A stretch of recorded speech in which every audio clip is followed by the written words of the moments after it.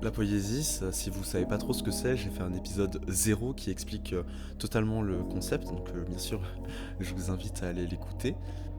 Trader, gestionnaire, voilà des termes qui me parlaient absolument pas avant de rencontrer Hugo. Et donc autour d'une discussion, il m'explique un peu avoir créé une nouvelle façon de gérer le patrimoine euh, monétaire des personnes, notamment à travers la crypto-monnaie. Encore une fois, j'y connais rien, mais je reste assez intéressé par sa façon qu'il a de raconter son travail, par un mélange de développement personnel qui lui amène à avoir une certaine rigueur sur comment lui il doit entretenir son corps et son esprit et comment il entretient son rapport au travail, ce qui l'emmène derrière à avoir une discipline.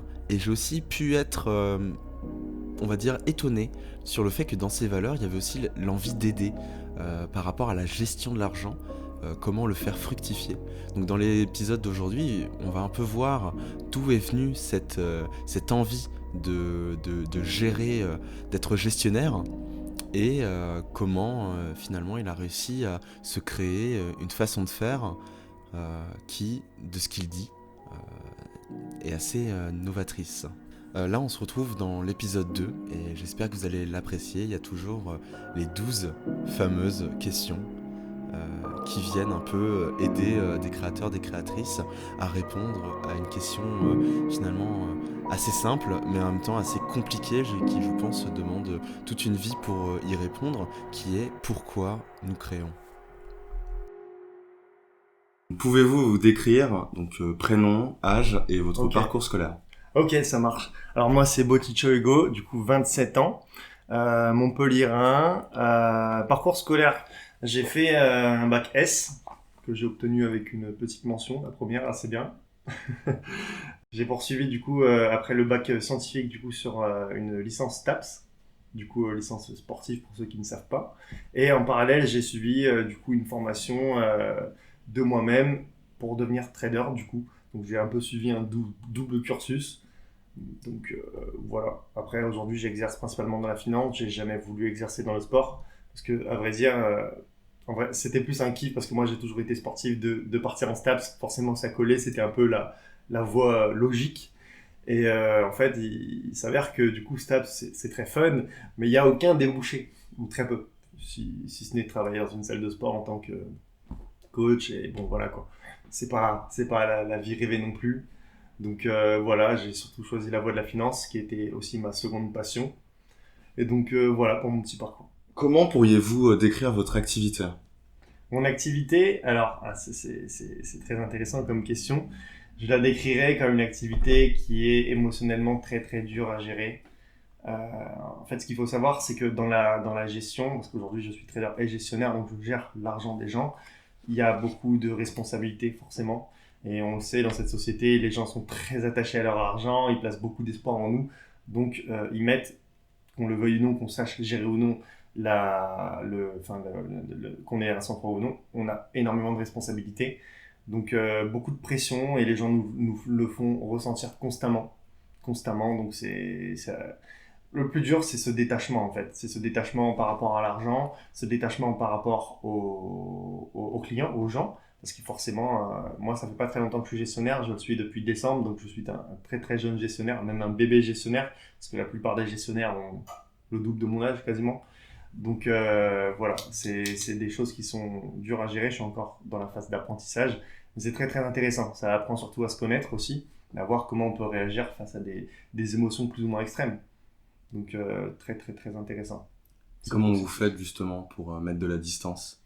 Pour mettre de la distance, alors il faut savoir que du coup, là depuis que j'ai commencé, j'ai vu un peu toutes les mauvaises faces que les gens peuvent mettre sur nos épaules, toutes ces pressions-là. Et du coup, pour mettre de la distance, ben, c'est simple et efficace, je mets littéralement de la distance avec les gens. C'est-à-dire que je fais vraiment une différence entre mes clients et l'humain. C'est-à-dire que c'est mes clients, c'est pas mes potes. C'est juste mes clients. Et à partir du moment où je gère leur argent, je mets vraiment une distance maximum, mais vraiment distance totale. J'essaie d'interagir le moins possible avec eux parce que En fait, eux ne sont pas traders, ils sont là juste pour confier de l'argent, sauf qu'en fait, ils s'en rendent pas compte, mais eux, ils sont impactés par leur argent, par les fluctuations. Et donc, en fait, s'ils stressent, ils vont me faire stresser. Et s'ils me font stresser, moi, je vais prendre de mauvaises décisions ensuite par la suite. Donc, il faut absolument qu'il n'y ait aucune transmission d'émotions entre eux et moi, tout simplement. Donc, distance maximum. Je leur parle le moins possible, je fais mon travail de mon côté, puis voilà. Vous êtes uniquement là pour réaliser un service finalement. Clairement. Ouais. Clairement, c'est ce que je me dis. Je réalise un service, c'est rien d'autre. Il n'y a pas de discussion, c'est pas mes amis. Je peux pas, parce que j'ai déjà essayé de le faire. Hein. J'ai essayé d'être proche de mes clients quand j'ai commencé là, et ça m'a trop impacté. Exemple simple, si on est sur un bon mois par exemple, les clients ils vont se dire, bon, ils sont contents, ils ont gagné de l'argent, ils vont vouloir plus. Ils vont me dire, mais allez, tu peux y aller, tu peux lâcher plus, et forcément. Voilà, non, si je fais ça, je respecte pas mes plans, je respecte pas ma discipline. Et si je le fais et qu'on se plante, ben voilà. Et inversement, si on perd de l'argent parce qu'on est sur un mauvais mois, ben, ils vont paniquer, ils vont me mettre un stress absolument colossal qui va impacter mes décisions finalement. Et donc en fait, j'apprends toujours de par ce nouveau métier. C'est surtout, ça m'apprend à mieux me connaître et à mieux gérer les émotions en fait. Et c'est super instructif, c'est magnifique. Et justement, en tant que professionnel, du coup, on peut dire les choses comme ça, c'est quoi votre plus-value par rapport à vos clients? Qu'est-ce que vous leur apportez?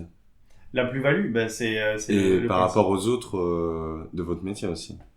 La plus-value par rapport au service, c'est que le client, quand il investit chez moi, ben, l'objectif premier, c'est de gagner de l'argent, donc c'est faire fructifier son argent. Donc la plus-value, c'est un gain financier pour lui. Et par rapport à mes concurrents, quand tu dis la plus-value par rapport à mes concurrents, c'est-à-dire Ah, j'aurais plutôt parlé de collègues. collègue. Oui, vous voyez Ok. les autres gestionnaires comme des Ouais, concurrents? bah oui. Ouais, il y a de la Forcément. concurrence. Il y a de la concurrence, ouais. Pas énormément, mais forcément il y a de la concurrence comme dans tous les métiers du monde. Donc, je dirais pas collègue. Collègue pour moi, c'est quand on travaille avec. Ok. Après, j'ai les gars qui travaillent avec moi, qui m'aident à analyser les marchés, mais eux, c'est mes collègues. Mais oui, pour les autres gestionnaires, non, je les vois comme des concurrents. Et donc, ce serait quoi votre plus-value, vous diriez, par rapport aux autres? Par rapport du coup, aux concurrents On va dire concurrents ou aux alors. collègues, Hmm. parce qu'aux collègues, plus-value, moi, ce que je leur apporte, c'est aussi mes analyses. Donc, ce que moi, je vois aussi sur les marchés, c'est tout simplement mon travail quoi, que je leur partage. Je suis simplement un œil de plus, parce qu'il faut dire qu'on ne peut pas avoir des yeux partout. Et donc, plus on est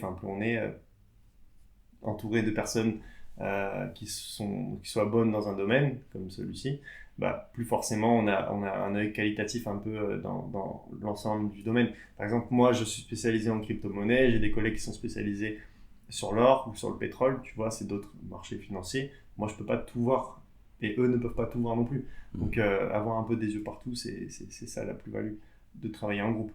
Après, par rapport à mes concurrents, quelle plus-value c'est compliqué parce que la plus-value, ce serait. J'aime pas parler de plus-value en parlant des concurrents parce que ça voudrait dire que je me crois supérieur à eux, tu vois.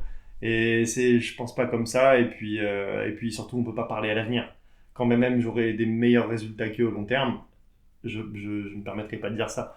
Et puis, je suis trop jeune gestionnaire pour parler encore de plus-value. Ce serait pas correct pour moi. Au-delà du scolaire, qu'est-ce qui dans votre vie personnelle vous a amené à vouloir travailler dans ce milieu? En fait, il faut savoir, je vais te raconter l'anecdote, c'est très drôle. Quand j'étais petit, j'étais très très geek, tu vois. Je suis toujours un petit peu, mais un peu moins quand même. Et en fait, je jouais beaucoup aux jeux vidéo, notamment à des jeux en ligne, tu vois. Et en fait, il y a deux anecdotes que je vais te raconter. La première, c'est qu'en fait, quand j'étais petit, toujours dans le domaine des jeux vidéo, au collège, dans la cour de récré, j'achetais des jeux à mes potes pas chers et je les revendais plus cher à d'autres personnes à la récré. Et en fait, c'était le principe même du commerce ou du trading, tu vois, acheter moins cher, revendre plus cher et prendre un bénéfice. Et donc, en quelques années de collège, je me suis fait une collection de jeux partant de 10 euros, tu vois. Et en fait, un jour, mon père, il m'a dit, mais tu sais que ce que tu fais là, ça existe dans la vraie vie. Genre, c'est un métier. Et du coup, moi, j'étais en mode, ah ouais? Sur le coup, j'ai pas réagi. Mais arrivé vers la majorité, je me suis dit, ah, mais c'est vraiment un métier, genre. ça existe, on peut vivre de ça. Et du coup, ben, c'est là que j'ai commencé à me renseigner, tu vois. Et puis, autre anecdote, tu vois, quand je jouais aux jeux vidéo en ligne, il y a toujours des... comment on appelle ça? Des, des lieux où tu peux faire du commerce, des échanges avec les autres joueurs. Et en fait, moi, ce que je faisais, c'est que je prenais les ressources du jeu, je les achetais pas cher à d'autres joueurs et je revendais plus cher à d'autres joueurs. Encore une fois, le principe même, tu vois, c'était inné en fait. C'était totalement inné. Et je le faisais sans même savoir que ça existait. Et du coup, ben, en y repensant, tu vois, en grandissant, je me suis dit, ah, mais j'aime vraiment ça en fait. Je le fais naturellement. Et qu'est-ce qui vous plaisait là-dedans? Bah, j'aimais bien partir de quelque chose et le faire développer. Genre vraiment, que ce soit de l'argent, des pommes, des jeux, n'importe quoi, on s'en fiche, tu vois. Juste le principe d'échange, genre de tout ce qui touche au commerce, tu sais. Les négociations, machin, tout le domaine commercial, naturellement, tu vois, je négociais les prix des jeux et tout, machin. Je m'amusais en fait. Je m'amusais, pour moi, c'était un jeu. Et bon, c'est vrai que là, aujourd'hui, dans le trading, il n'y a plus de négociation. Je suis face à un ordinateur. C'est différent. Mais le principe restait le même et j'aime beaucoup le concept en tout cas. Et ce principe de négociation, ça vous manque pas? Bah, je le fais toujours parce que quand je suis amené à parler à des clients qui ne sont pas encore chez moi, forcément je viens essayer de les convertir. Donc quelque part le côté humain, relationnel, il est présent. Bon, à partir de là, je coupe un peu l'interview afin d'amener une blague qui, j'espère, sera la bienvenue. Je trouve ça assez marrant finalement que Hugo ait choisi d'utiliser le mot convertir, car c'est quand même un verbe qui amène à... C'est un verbe avec une polysémie des termes, c'est-à-dire qu'il y en a deux. Alors le premier, c'est adopter une croyance, une religion, et la deuxième, c'est plutôt transformer, changer une chose. Donc convertir par exemple, c'est bien en espèces, convertir ses euros en dollars. Donc voilà. Ou dans le cas de Hugo, ses euros en bitcoin. Donc voilà, je vous laisse à la suite de l'interview avec cette pause poétique. Donc petite pause poétique. Quelle poésie vous a inspiré dans vos plus jeunes années? Donc on a parlé un peu des jeux vidéo, ouais. Mais peut-être qu'il y a autre chose. Alors il y a une poésie que j'aime bien. C'est pas une poésie qui m'a inspiré dans mes jeunes années, mais c'est La route qui n'est pas prise de Robert Lee Frost. En fait, c'est une poésie qui, en gros, je te raconte un peu l'histoire de la poésie. C'est un gars qui se retrouve face à deux chemins, et puis il vient à se poser cette question, toute bête, il se dit, mais lequel des deux chemins serait le plus agréable, serait le plus utile pour moi, tu vois. Et forcément, c'est une question qui est à la fois bête et pas bête, parce que quand on y pense, en fait, cette poésie mène à faire réfléchir sur l'importance des décisions qu'on prend dans la vie. Et c'est une poésie qui n'a pas réellement j'en parlerai après, qui ne fait pas passer de réel message, parce qu'en fait, le message qu'on prend de cette poésie dépend de nos expériences personnelles. Mais tu vois, par exemple, on peut prendre un chemin qui n'est pas le bon.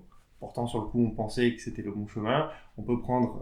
voilà, en fait, on ne connaît pas l'avenir. Donc, en fait, il faut juste prendre un chemin à l'instant T, mais ce qui est horrible, c'est qu'on ne sait pas si c'est le bon chemin.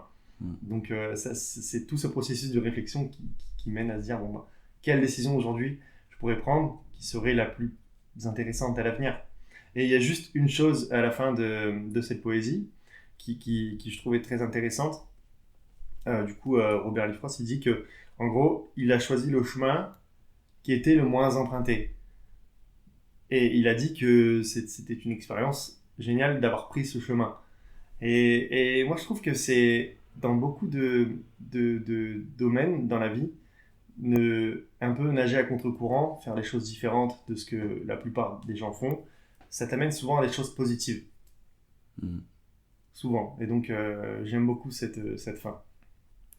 Vous savez, il y avait quelque chose qui m'avait marqué quand, en 2016, j'avais regardé une vidéo YouTube de Autodisciple, je sais pas si vous connaissez. Autodisciple, oui. Ouais, et il avait fait une vidéo sur les gens qui disent tu sais pas ce que tu rates. Et je trouvais ça très intéressant. Ouais.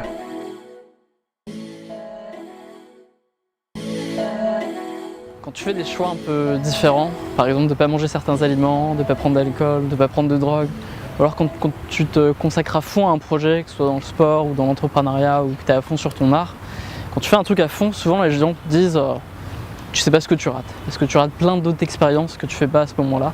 Alors que voilà, toi tu es obsédé par un truc, tu t'interdis plein de trucs, pendant que les gens normaux, entre guillemets, ils ont plein d'expériences différentes et ils te disent tu sais pas ce que tu rates. Ce que les gens réalisent pas en fait, c'est que eux non plus, ils savent pas ce qu'ils ratent. Tu sais pas ce que tu rates, c'est un peu une injonction à moi, ce que je suis en train de faire, c'est tellement génial que tu devrais le faire aussi. Et oui, Ce chemin que tout le monde emprunte, tu dois l'emprunter. Et ce truc de se dire, si plein de gens te disent tu sais pas ce que tu rates, en fait vous aussi vous êtes en train de rater parce que pendant que vous étiez en train de faire ce que vous faisiez, moi je faisais autre chose. Et ça je l'ai pas raté. Je vois plus ça comme une tu sais pas ce que tu rates, c'est fais-le, tu vois, j'essaie de te persuader de le faire, de te convaincre, alors que c'est pas forcément le domaine de la personne à qui on vous dit. Il y a un côté un peu agaçant avec cette phrase, je trouve. Elle a tendance à m'agacer. Elle est agaçante, on est d'accord. C'est un peu forcer les choses là. C'est ça. On est d'accord sur ça. Donc on arrive au chapitre 2, les valeurs. Quelles sont les valeurs qui s'appliquent à votre travail? À mon travail, la plus grosse, alors vraiment la plus grosse valeur, c'est tout ce qui touche à la discipline. C'est vraiment la discipline. Parce que le succès, clairement, dans mon domaine, vient de la discipline. C'est-à-dire respecter ses plans, tenir ses plans. Être discipliné tout le temps, se lever le matin, faire ses petites analyses. C'est avoir une discipline de faire, vraiment de faire. Il n'y a que comme ça, c'est un peu triste, mais c'est un peu s'automatiser comme un robot, tu vois. Mais c'est ce qui marche. C'est vrai que, j'ai envie de dire, la discipline marche dans beaucoup de domaines. Ça apporte beaucoup de choses. Mais dans celui-là, énormément. Et comment vous faites pour vous créer des habitudes? Alors moi, il faut savoir que j'ai énormément de mal avec ça. Je suis de base un énorme procrastinateur et je lutte encore contre ça. Et donc, pour me créer des habitudes, sincèrement, je connais bien le domaine parce que je me documente beaucoup dessus pour essayer de me faire changer. Et donc, pour me créer une habitude, j'essaie simplement de me forcer. En fait, il faut savoir qu'il y a une étude scientifique qui dit que pour se créer une habitude et pour qu'elle soit durable, il faut faire la même chose pendant 30 jours. Alors sur ce sujet des 30 jours, on en a rediscuté un peu après avec Hugo. Et d'ailleurs, je vous mettrai en description 2 recherches scientifiques qui en parlent.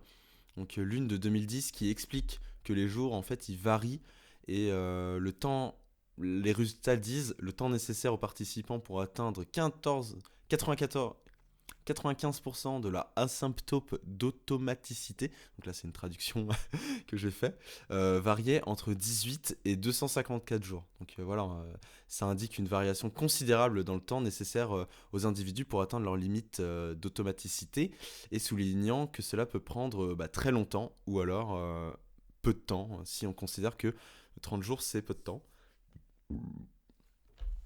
Une seconde étude, donc là de 2022, donc assez récente, elle, c'est plutôt une méta-étude puisqu'elle reprend 3 études afin d'expliquer que la limite des 30 jours peut être dépassée sur une construction d'habitudes automatiques allant de 84 jours à 90 jours. Voilà. Et pour terminer, je pense humblement que tellement de facteurs rentrent en compte que le calcul en jours reste difficile. Cependant, ça enlève en rien le propos d'Hugo qui est de parler de rigueur, de motivation et finalement de se donner des objectifs à court et long terme, enfin court, moyen et long terme, afin d'avancer vers l'objectif entre guillemets dit final. Voilà. Je vous laisse avec la suite du podcast.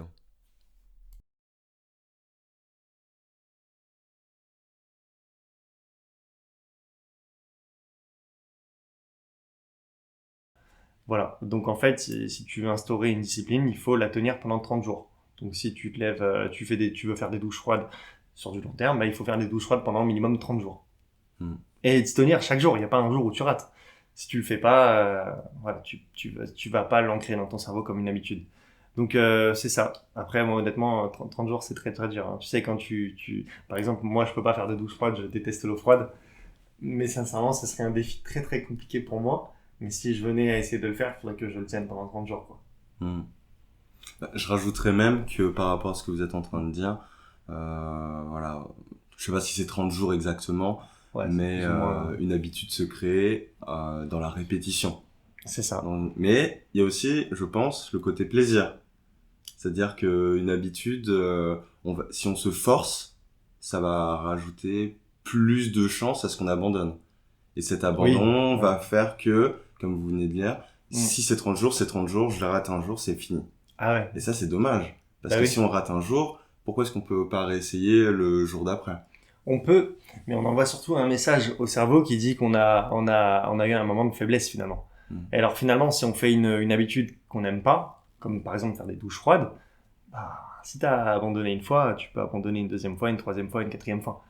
Sachant que c'est déjà compliqué d'instaurer une habitude dans le cerveau, si t'abandonnes une ou deux fois, ça devient compliqué, quoi. Donc il faut vraiment se forcer, je pense. Donc ouais, pour vous, vraiment, ce qui est important, c'est de se forcer. C'est cette discipline de faire. Ouais, parce que le cerveau, il faut en quelque sorte le hacker, tu vois. Et ça passe aussi par des choses comme ça. Pour moi, c'est la création d'habitudes. C'est comme, moi, tu sais, j'étais dans le sport, j'ai fait de l'athlétisme à haut niveau pendant, j'en ai pas parlé d'ailleurs, pendant beaucoup d'années. Et moi, j'ai commencé très très tard l'athlétisme. J'ai commencé à 19 ans. Et en fait, à 19 ans, c'est plus difficile d'avoir des schémas moteurs, des schémas de coordination que pour un enfant. Parce que l'enfant, il est encore en phase d'apprentissage. Pour moi, c'est un petit peu pareil, tu vois. Tu peux plus ou moins tout faire dans la répétition, mais voilà, quoi. Il faut plutôt commencer, enfin, plutôt tu commences, mieux c'est, quoi. Mm. Vous connaissez la théorie des 10 000 heures? Ouais, je connais, bien sûr, je connais la théorie qui dit que pour être un expert dans un domaine, il faut à peu près 10 000 heures. Ouais, c'est ça. Ouais, je pense que c'est vrai. Ouais. Je pense que c'est totalement vrai, parce que ça me semble totalement cohérent. 10 000 heures, c'est à la fois beaucoup et pas beaucoup. Donc, mais non, ça me semble totalement cohérent. Vraiment, quand on parle de devenir un expert dans un domaine, ouais, il faut au moins 10 000 heures. Mm. Vraiment. Il y avait même la conversion en années, je sais plus ce que ça représente. Ah, ça, c'est une bonne question. Ouais. Je sais pas. Parce que forcément, on dit 10 000 heures, mais on va pas faire 10 000 heures de suite. Mm. Donc, en termes d'années, c'est très très long. Rien que si tu travailles 7 heures par jour sur un domaine, je crois Mm. que c'est 4-6 ans, un truc comme ça. Non, plus que ça, peut-être. Mais bon, du coup, ouais, autant dire qu'il y a, il y a du travail pour devenir un expert quelque part. Tout à l'heure, vous avez parlé de hacker le cerveau. Ouais. Qu'est-ce que vous entendez par hacker le cerveau? Bah, le cerveau, finalement, c'est un organe, tu vois. Enfin, tout est physique et rationnel pour moi sur Terre. Et donc, le cerveau, on a tous le même cerveau, hein, entre guillemets, tu vois, il a le même fonctionnement. Donc, je veux dire, comme un peu à l'image de, tu portes des poids pour faire grossir ton muscle, en musculation, et ben, le cerveau aussi a ses mécanismes de fonctionnement. Sauf que c'est un peu plus compliqué, c'est des mécanismes psychologiques. Et donc voilà, enfin, il y a des choses qui marchent, qui ont été étudiées, et donc, comme le fait de la répétition, pour en créer une habitude, ben, c'est un peu ça, c'est hacker le cerveau de force. Ou j'avais lu dans un livre aussi l'autosuggestion. C'est pareil, c'est très, très compliqué, j'ai plus l'exemple en tête, mais le fait en fait, l'autosuggestion, c'est vraiment le fait de hacker son cerveau pour rediriger un courant de pensée qui va nous être utile et vraiment faire le focus dessus. Mm. C'est-à-dire, c'est simple, si tu te lèves tous les matins, voilà, enfin, quelqu'un qui à l'instant T n'a pas d'ambition, ben, il a une autosuggestion qui le tire vers le bas, qui lui dit, bon, bah, peut-être que, voilà, il est pas fait pour ci, pour ça. Des pensées négatives, en fait, constamment, qui vont faire qu'il va pas, enfin, du jour au lendemain, tu vas devenir meilleur. Au contraire, si tu as ce courant de pensée, cette autosuggestion qui t'amène à penser positive et qui te donne, dans laquelle tu as une certaine confiance, et il faut y croire surtout. C'est pour ça qu'on dit il faut y croire quand tu veux réussir quelque chose. Et bien, si tu as réussi à hacker ton cerveau pour avoir cette autosuggestion qui te pousse à faire que des choses productives, là, ça y est, t'es absolument inarrêtable. Mm. Et par rapport à vous, ce serait quoi votre autosuggestion? Moi, mon autosuggestion, j'aimerais qu'elle soit dans l'objectif de contrer ma procrastination. C'est vraiment le problème de ma vie. Je déteste cette phase chez moi. Je sais pas pourquoi j'ai ça, mais je pense que tout le monde procrastine. Mais alors moi, j'ai une facilité à le faire, tu vois. Vraiment une grosse facilité. Et du coup, j'essaie de hacker mon cerveau pour le supprimer au maximum, quoi. Je pense que c'est le seul truc qui fait que je me freine parfois dans mes domaines, tu vois. Et ça se retranscrit comment, cette procrastination? Bah, la procrastination, c'est vraiment, chez moi, j'ai plein de travail à faire et je sais pas, je vais me poser dans le canapé, je vais dormir. Parce que je me dis, ah non, flemme, trop de travail à faire. Je le sais que je dois le faire, je le sais, hein. Mais c'est tellement, je sais que ça va être chiant. Je me dis, non, allez, c'est mon petite sieste. Et en fait, je vais faire exprès de dormir, tu vois, pour passer le temps où, tu vois, où je vais jouer, où je vais regarder au terrible, la malédiction d'aujourd'hui avec les réseaux, TikTok, les Reels, Insta, tu vois, tu peux swiper pendant des heures. Je vais le faire. Dès que j'ai un truc important à faire, exprès, je hack mon cerveau dans le mauvais sens. Vraiment. Donc, je veux lutter contre ça. Et ça, c'est le problème de beaucoup de monde. Hein. Encore moi, j'avais regardé, j'ai un temps d'écran de... Enfin, moi, c'est pas valable parce que je travaille beaucoup de mon téléphone aussi, donc j'ai un temps d'écran de 8 heures par jour. Mais je sais qu'il y a des gens, hein, beaucoup de monde, sauf que c'est pas productif, c'est 12 heures par jour à regarder des conneries, tu vois. Un truc qui t'apporte rien. Donc, voilà. C'est vraiment intéressant ce qu'on dit sur le fait de hacker son cerveau. Je le dis parce que j'ai quelques connaissances, j'ai quelques connaissances sur le Okay. sur le sujet, mais finalement ça fonctionne comme des addictions. Hein. C'est clairement ça, ouais. Ça s'en rapproche. Vous savez, de base, on parlait de toxicomanie, d'addiction à l'alcool, Oui, on avait un peu plus de mal, de tabacologie. Ah oui. Et en fait, on se rend compte que dans les addictions, c'est de plus en plus les jeux d'argent, certains comportements, certaines substances. C'est le même fonctionnement à peu près dans le cerveau. C'est toujours le même Il y a un fonctionnement, système qu'on va appeler le système de récompense. Vous devez avoir dopamine. Voilà, vous avez entendu parler de la dopamine, etc. Ouais. Et finalement, c'est pour ça tout à l'heure quand je vous parlais de... C'est important d'avoir cette discipline, je suis assez d'accord avec vous, mais c'est aussi important d'avoir du plaisir. Ah oui. C'est-à-dire, par exemple, quelqu'un qui veut faire un régime, ce qu'il va faire, il ou elle, hein, on va se forcer à manger de la salade, à manger aucune graisse saturée. On va se forcer, on va avoir aucun plaisir. Du coup, la satiété, elle sera plus réellement là. Enfin, on va complètement C'est clair. On va se bousculer. On va se bousculer pendant ces 30 jours. Ouais. Et ensuite, on va se relâcher. Ouais. Et on va revenir, et ça va un peu faire effet élastique, parce que pendant ces 30 jours, on n'aura eu aucun plaisir. L'exemple de la douche froide, par exemple, ça peut être intéressant si on veut entrer dans des états méditatifs, ou si on veut se réveiller le matin. Vous voyez ce que je veux dire? Ouais, là, on va avoir quelque chose d'intéressant, un bienfait. On va avoir quelque chose qui va hacker le cerveau et dire, on a du plaisir. Ouais, clairement, c'est ça. En fait, je pense que pour réussir, apprendre une habitude, il faut y instaurer une discipline, mais il faut surtout, comme tu dis, y prendre un plaisir. C'est vraiment ça, tu vois.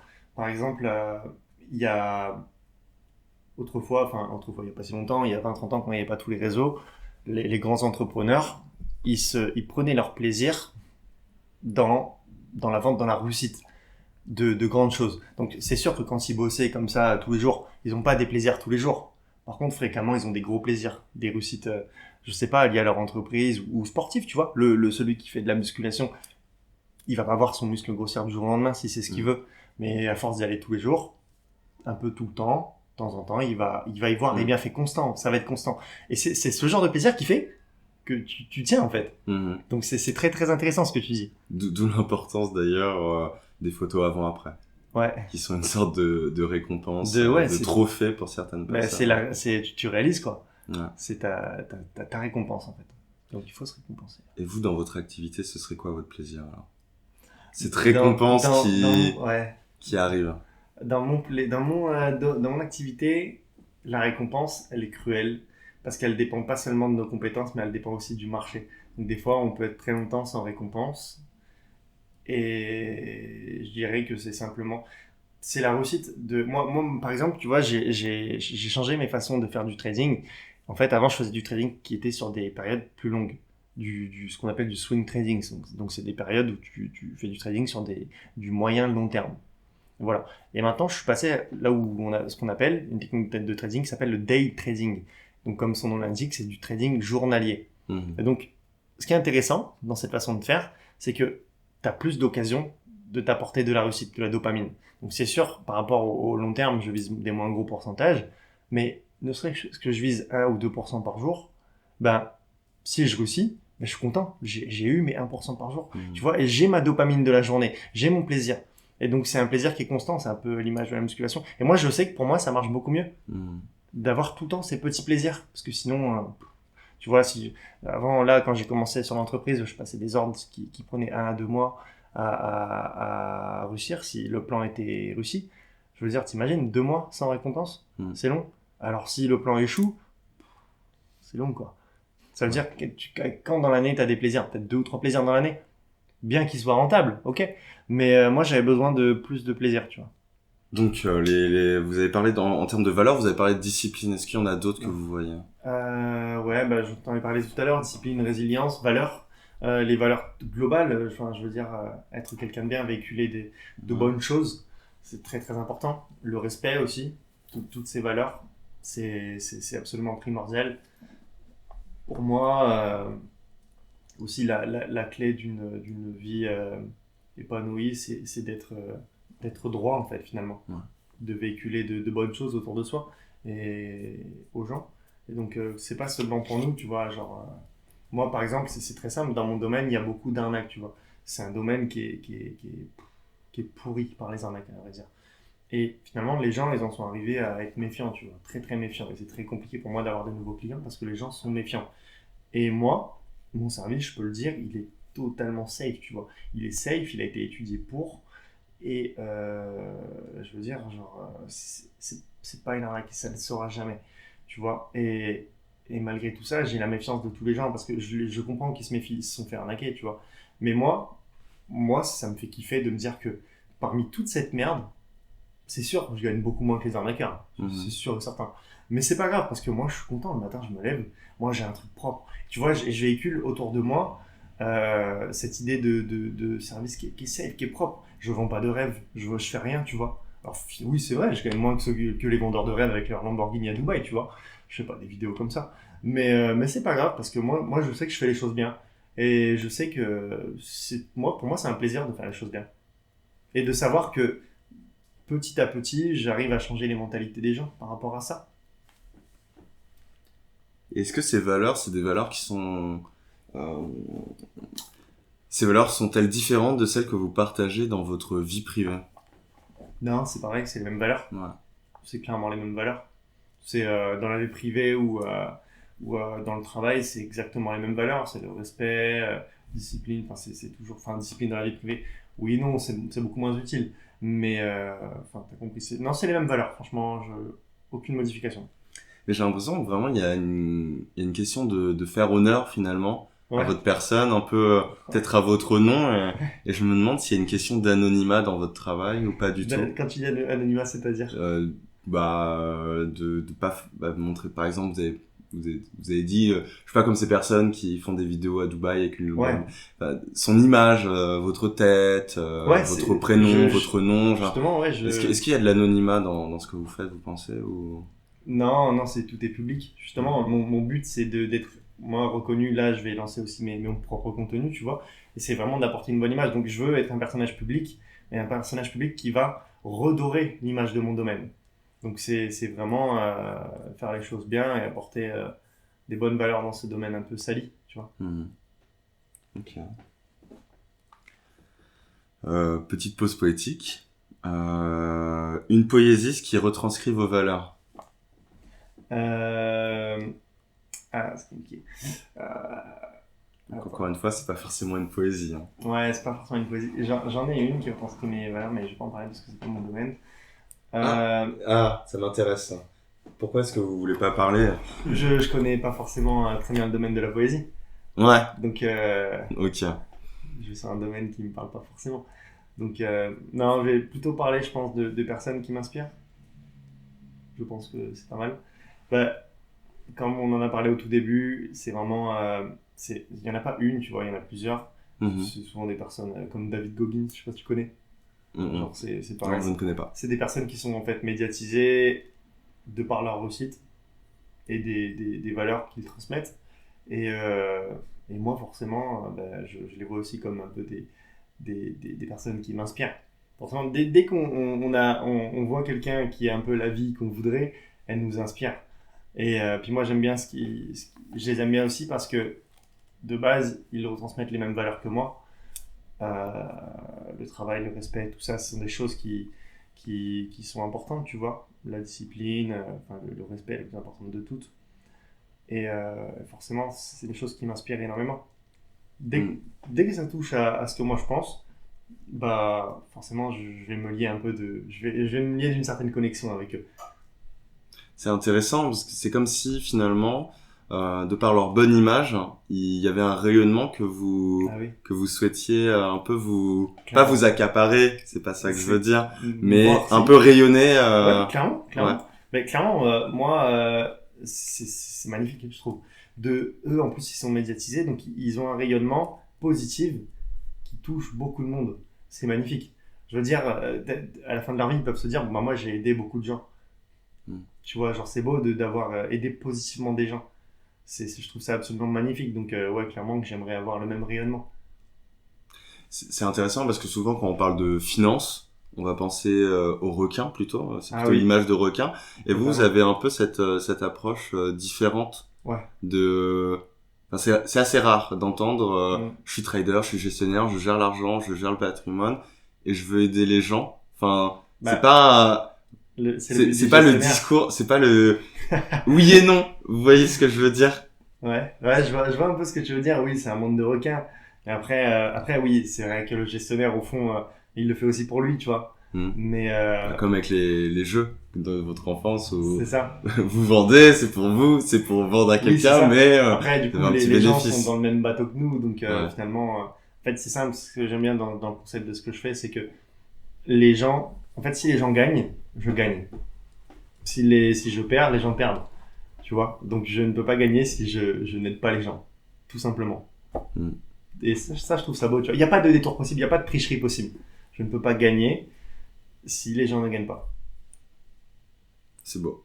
C'est Ça vrai pourrait être le titre. Ouais. Ça pourrait être le titre. C'est beau. Ah oui, alors voilà, petit aparté, j'arrête un peu le discours pour dire à froid, après le montage, ce que je pense, ce que j'en pense de ce qui est en train d'être dit. Je trouve cette phrase tout simplement magnifique et révélatrice d'un système dans lequel est entré notre cher invité Hugo. C'est aussi ça la poésie, pouvoir faire prendre conscience de la force motrice, intrinsèque, mais aussi extrinsèque, du pourquoi nous créons. Donc on arrive au chapitre 3, les clichés. Quelle définition donneriez-vous au métier passion? Métier passion. J'ai pas compris la définition que je donnerais au métier passion.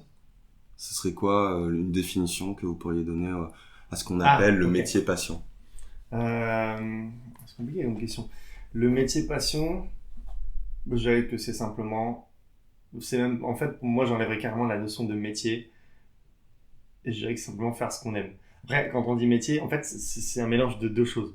Un métier, métier passion, ce serait faire quelque chose que l'on aime et le monétiser. Donc là, on peut intégrer le mot métier, parce que forcément, tu gagnes de l'argent dessus. Donc c'est ça pour moi. C'est un ensemble de monétisation et de plaisir dans un domaine. Trouvez-vous que votre travail, c'est une source de souffrance? Parfois, ouais. Souvent. Non, il y a des bons côtés quand on réussit, et quand on réussit pas, il y a des très mauvais côtés, surtout le côté de la gestion. C'est lourd à porter pour moi en tant que nouveau gestionnaire. Donc, ouais, j'ai vu beaucoup de côtés très sombres, honnêtement, depuis que j'ai commencé. Cependant, je sais que c'est des côtés sombres aussi parce que je me suis lancé dans un domaine qui est très très compliqué, où j'ai beaucoup de responsabilités. Je l'ai voulu, je l'ai cherché aussi. Mais je sais que bien qu'il y ait des côtés sombres au début, ça m'apportera des côtés très positifs et majoritaires à l'avenir. J'en suis sûr. Donc j'accepte ces côtés sombres de découverte, parce que ça fait partie aussi de l'apprentissage, mais je vise long terme. Quel est le plus difficile dans votre travail? Le plus difficile, c'est la gestion émotionnelle, sincèrement. C'est vraiment le plus difficile, c'est pas le trading ou autre. C'est vraiment cette relation avec le client qui peut être très très toxique. enfin les clients qui sont un peu toxiques envers nous. Il y en a qui sont très bien, mais il y en a qui, en fait, il faut savoir que les gens, je te le dis tout à l'heure, sont très attachés à leur argent, c'est normal. Et donc, en fait, bah, ils ont une gestion émotionnelle catastrophique par rapport à ça eux-mêmes, qui déteint sur nous, forcément. Et donc, ça, c'est très, très dur à gérer, quoi. D'où l'intérêt de se détacher complètement des gens, en fait. Mais en fait, on n'en a pas vraiment parlé en début d'épisode, mais en tant que trader, ce que vous faites, c'est que vous voyez un peu les cours. Ouais. J'imagine, j'ai un regard assez naïf, mais de ce que je peux comprendre, c'est vous voyez un peu les cours de l'argent, notamment en crypto-monnaie. C'est ça, ouais. Voilà, de ce qui, là où voilà, il y a plus de pourcentage, puis moins de pourcentage C'est selon ça. les jours, etc. C'est en fait, Et en tant que gestionnaire, vous donnez des conseils? Non, pas du tout. Je gère l'argent des gens, c'est-à-dire que les gens me confient leur argent Toute la totalité ou une partie? dans la totalité. La totale. Ah oui, d'accord. Enfin, la totalité, non. Ah, L'argent qu'ils veulent investir. d'accord. Ouais. Ils me donnent pas tout leur compte, ils me donnent l'argent qu'ils veulent que j'investisse pour eux, qu'ils veulent faire fructifier. Donc, D'accord. c'est ça. Ok. Ah oui. Et vous êtes rémunéré de quelle façon? Vous prenez un Alors, pourcentage sur ce que vous gagnez Ouais, c'est C'est ça. ou alors vous... Ok, d'accord. Ouais, je prends un pourcentage sur ce que je leur fais gagner du coup. Et ce pourcentage, comment est-ce que vous l'évaluez? Comment est-ce que vous le fixez? Le pourcentage, moi je C'est récupère... toujours le même ou Ouais, ça c'est dépend toujours le des... même. Je récupère 20-25% des gains, donc c'est assez raisonnable. Admettons quelqu'un qui gagne 100 euros, il me reverse 25 euros. Ok.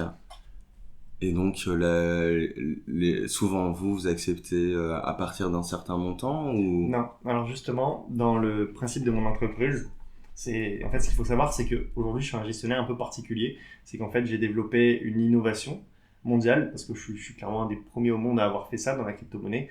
Le principe est que je fais de la gestion de fortune à distance. Et en fait, c'est très particulier, c'est que tu vois, dans la gestion de base, on confie son argent réellement. C'est-à-dire que si toi tu es gestionnaire, je te confie mon argent, et voilà, je ne l'ai plus en ma possession. Et moi, ce que j'ai voulu développer pour un peu casser les codes, parce que je trouvais les codes un peu vieux quand même de la gestion de fortune, j'ai développé un logiciel qui travaille grâce à l'aide d'une technologie de communication par serveur qui s'appelle API. Et ce logiciel, il me permet de faire passer des ordres de trading à distance sur les comptes des gens. C'est-à-dire que je ne possède réellement aucun fonds. Quand je dis gestionnaire, oui, je suis gestionnaire parce que je gère leur argent, mais je ne possède pas leur fonds. Et là, c'est intéressant pour les clients parce que c'est toute la sécurité absolue que ça représente. Et en plus de ça, quand je fais fructifier l'argent des gens, c'est en direct sur leur compte. Mais vraiment en direct. C'est ça qui est beau. Et les gens, ils peuvent retirer quand ils veulent. Leur argent est sur leur compte en fait. Ils n'auront jamais à me dire, bon Hugo, j'aimerais bien faire un retrait, j'ai besoin de cet argent. Non, ils le font, ils ne me demandent même pas. Et donc en fait, déjà ça c'est la sécurité qu'apporte mon entreprise. Et puis en second plan, je voulais aussi ubériser la gestion de fortune. Parce qu'aujourd'hui, la gestion de fortune, c'est quelque chose qui est pour les gens qui ont beaucoup d'argent. Tu vois, genre, on peut pas confier, je veux dire, si quelqu'un va voir un gestionnaire de patrimoine, il lui confie 200 euros, il va dire, mais sérieusement, je veux pas, tu vois, je vais rien faire avec ça. Moi, il y a des étudiants qui ont déposé 200 euros chez moi, tu vois. Et j'ai ubérisé, en fait, mon but, c'était d'ubériser la gestion de fortune. Qu'est-ce que vous entendez par ubériser? Ubériser, c'est cette notion de rendre accessible à tout le monde un service, tu vois, vraiment le rendre accessible à tout le monde, que ce soit la classe moyenne, la classe la plus pauvre ou la classe la plus riche, je voulais le rendre accessible à tout le monde. Donc ce qui est cool, c'est qu'il y a la sécurité, il y a aussi l'accessibilité. C'est cool que des étudiants puissent investir, tu vois. Et je me posais aussi cette question, finalement. Est-ce que vous n'avez pas peur un peu de cet appât du gain? Vous voyez, bon, voilà, j'ai gagné 10 euros, puis je gagnerai 100 euros, puis 1000 euros, puis pourquoi pas 1 million, devenir millionnaire, puis maintenant je suis millionnaire, pourquoi toujours plus, ça. Voilà, toujours plus. Est-ce que c'est pas quelque chose qui vous effraie? Alors, je suis déjà tombé dans le piège dans mon parcours de trader où j'ai pu gagner certaines sommes. Et forcément, en voyant que j'ai gagné certaines sommes, je me suis dit, bon bah, je vais envoyer toujours un peu plus pour gagner encore plus. Sauf qu'au bout d'un moment, il y a le retour du bâton et tu perds tout.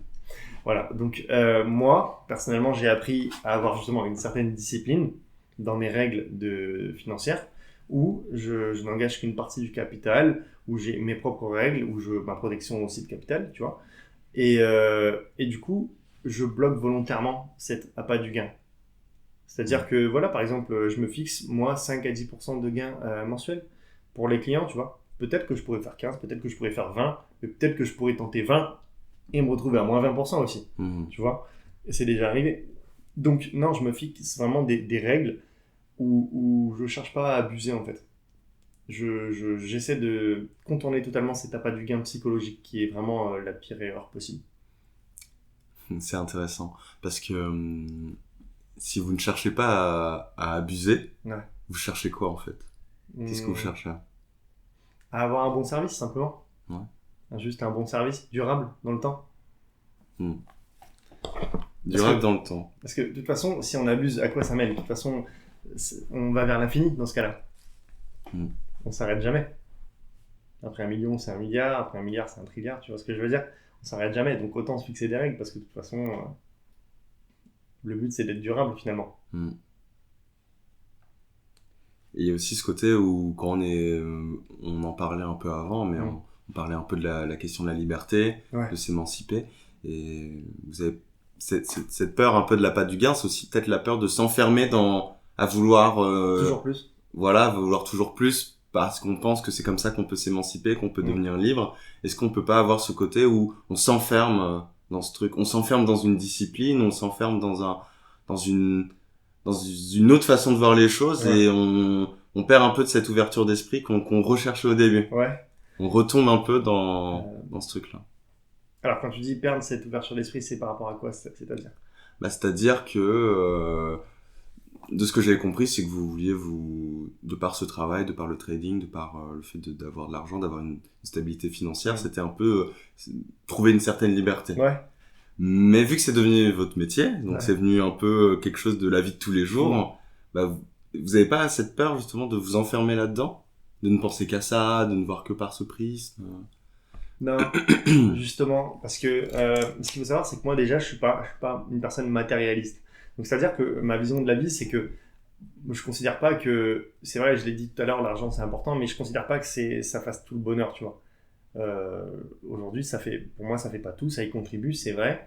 Mais du coup, non, je vais pas m'enfermer dans ce prisme parce que c'est juste, c'est pas plus important que par exemple ma santé physique. Quand moi je fais du sport et que je travaille sur ma santé physique, c'est aussi important que ce que je fais pour le financier, tu vois. C'est juste une brique, en fait, parmi tant d'autres, qui mène à une certaine qualité de vie pour notre bien-être personnel. Donc non, je lui donne pas plus d'importance que ça, juste j'essaie de bien faire mon service, d'être durable, mais je considère ça comme vraiment mon travail, tu vois, genre, même si oui, c'est aussi de la passion, mais c'est plus être durable, tu vois, l'objectif.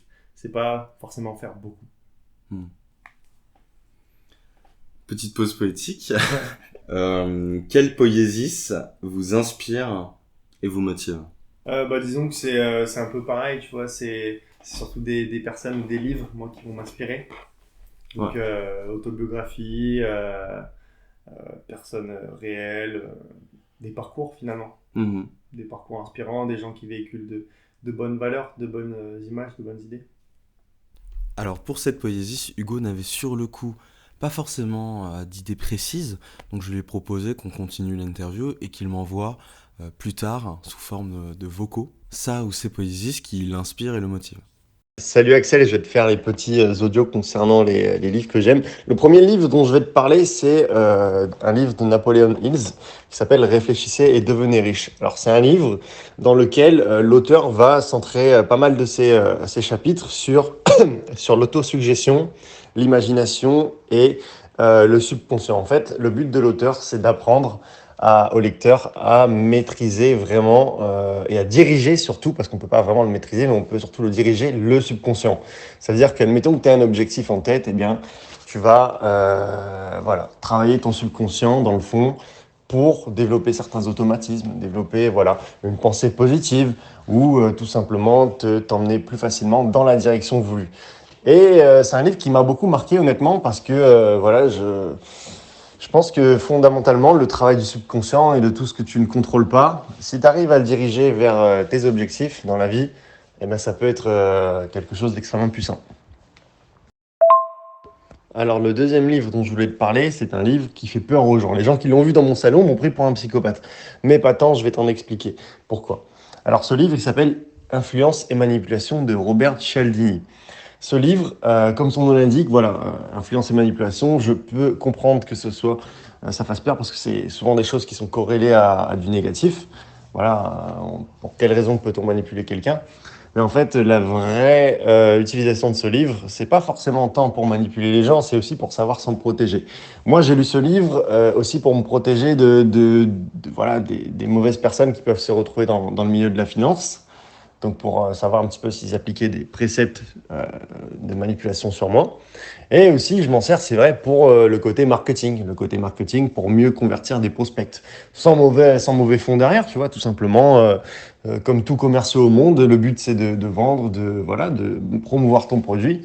Eh bien, il y a certains préceptes de manipulation ou d'influence, plutôt, qui peuvent servir.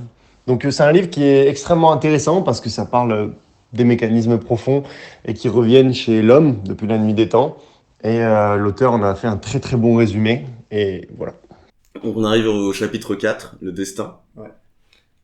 Comment vous voyez-vous dans 10 ans? Dans 10 ans? Ouais. Alors, c'est une très très bonne question. C'est une question qui est plus compliquée que ce qu'on pense. C'est difficile à répondre, mais en fait, on l'espère finalement. On espère juste, moi personnellement, j'espère que dans 10 ans, je serai le plus. Forcément, je pense que je serai le plus proche possible du bonheur absolu, tu vois. Bien que je pense que ça n'existe pas. Mais j'espère juste que voilà, j'aurai aidé beaucoup de monde autour de moi, que j'aurai un bien-être le plus total, intérieur, pour nous. Pourquoi pas une petite famille, tu vois, genre un truc cool, tu vois, genre que en fait, tout ce que je fasse simplement aujourd'hui mène brique par brique à ces états futurs de bien-être. Ok.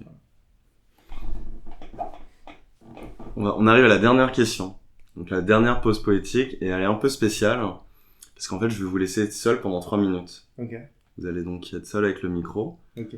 Et donc c'est quelle poésie vous fait rêver, ou appartient au monde des rêves selon vous? Qu'est-ce qui vous fait rêver dans la vie? Qu'est-ce qui me fait rêver dans la vie? Ouais. Quelle poésie vous fait rêver? Du coup, ça va pas être une poésie. Je suis pas hyper rêveur en vrai, je trouve. Je suis assez rationnel quand même. Mais dès que vous avez une idée, c'est n'importe quoi. Ok. Ça pour moi c'était un début, j'aurais dû partir. Ah ouais. Vous savez quoi, je vous laisse 3 minutes. Vous partez sur ça marche. et vous avez 3 minutes. Ok. Ça marche. Alors moi, je suis pas hyper rêveur, je suis assez rationnel. Mais choses qui me font rêver,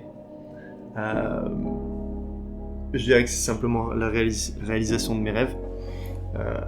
Brique par brique, c'est vraiment voilà, avoir un objectif futur et puis les atteindre. Je suis quand même assez rationnel, donc je n'ai pas de rêve comme Elon Musk en voulant terraformer la Mars, voilà. Donc c'est des choses qui sont assez rationnelles, assez possibles, mais simplement ouais, aider les gens, être heureux finalement, c'est pas tant je pense que tout le monde court un peu après le bonheur, mais oui, c'est mon cas aussi, mais voilà, c'est assez rationnel, c'est pas des rêves grandioses, c'est juste voilà, la question précédente c'était où est-ce que je me verrai dans 10 ans, ben voilà, tout simplement moi, ce qui me fait rêver c'est un peu le processus, toutes les petites victoires, ce qu'on appelle les private victories. J'aime bien ce concept de victoire privée, parce qu'on entend beaucoup parler des victoires publiques, mais les victoires publiques c'est un peu c'est ce que tout le monde voit, mais on voit pas toutes ces petites victoires qui mènent à la victoire publique justement. Et j'aime bien tout ce processus en gros de private victories qui mènent vers nos rêves. Voilà, tout simplement. Bah écoute, j'ai fini. Ça a pas pris 3 minutes. Vous avez fait? Ouais. Ok, bon bah... J'ai débattu un petit peu sur les choses qui font rêver. Je découvrirai au montage. Voilà. Ok. Bon, merci beaucoup en tout cas. Avec plaisir en tout cas. Avec plaisir.